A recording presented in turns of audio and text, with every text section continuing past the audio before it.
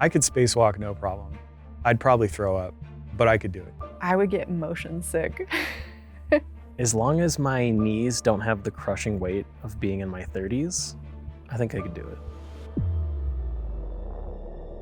A big part of my job was figuring out how to overcome gravity to make this game.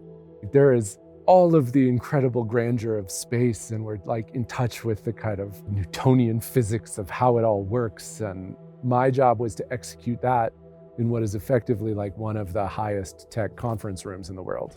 How the characters move in Zero-G was something that we spent a lot of time focusing on. And as we got through, and as narrative in particular saw we were finding solutions to their crazy ideas, they started writing more of them. So by the time we hit Act 5, we were using every trick in the book. Plus, there's a contraption called a spider swing. We would put our actors in it and carry them around. And from there, we could really move people through space. Like if we're doing a Zero-G stealth, you're pulling yourself from one object to the next. Yeah, we could pretty convincingly sell floating and moving in Zero-G.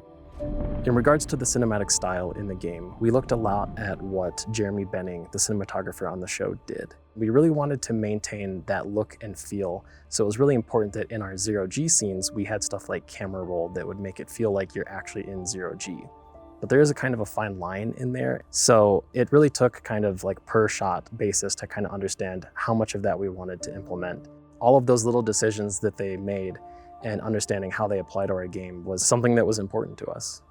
There was a moment when we were first developing episode 1, you finally get to open space, right? And the environment artists had put in all this wreckage with Jupiter behind it. And you just step out there and you're like, oh my goodness, this is actually like really beautiful in a weird way. And you just really feel a scale. I think that was the moment where I was kind of like, oh yeah, this is really cool. Like this is gonna be really fun to explore. For us, doing the environmental storytelling, creating the narrative, it was making sure that the player had a reason to explore this large space. Different parts of the world open up to you, and if you seek them out, you can unlock more conversations with characters, or more ways of solving problems, or even ways of, reaching a closer relationship with people. You're out in the middle of nowhere, so if you can find something that makes somebody's day, it will change how they perceive you, and you will get to learn more about the crew. So we really want players to get out there, explore, find these items, because it will change the story if you find the right items. I found this cigar on the Urshanabi. Thought you might want it.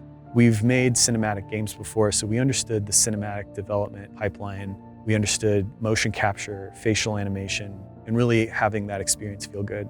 Where it felt awesome was getting the Zero-G, the mag boots, the interacts, the crew talking with you about those things and having dialogues, conversations while you're exploring, and then going into those cinematics. It really felt like this seamless experience that was highly cinematic and was gameplay centric and still told a really good story at the same time. Touchdown! Wow! I've got some radiation from a nearby ship, the Manitoba. Scanner shows the engine is mostly intact. Maybe a few pellets too. Bossman, that's the far edge of the debris field. You'll be exposed. You two head back to the Artemis. Everyone stays on the ship, but be ready to pick me up on my order.